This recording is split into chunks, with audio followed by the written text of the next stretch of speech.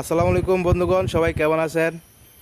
এই যে লাল গাভীটাকে কৃত্রিম প্রজনন করছিলাম, মাশাআল্লাহ এই যে একটা ষাঁড় বাচ্চা আছে, বাচ্চাটা খুব সুন্দর হয়েছে। এই বাচ্চাটা পায়া খামারে অনেক খুশি।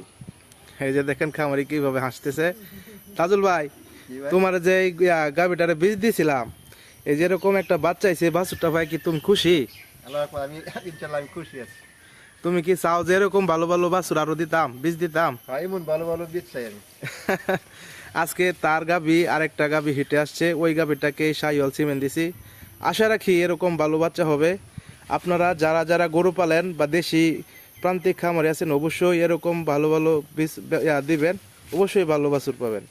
তো সবাই ভালো থাকবেন, সুস্থ থাকবেন, আর আমার জন্য দোয়া করবেন যাতে খামারিদেরকে এরকম ভালো ভালো বীজ দিতে পারি, এরকম সুন্দর বাচ্চা আসে।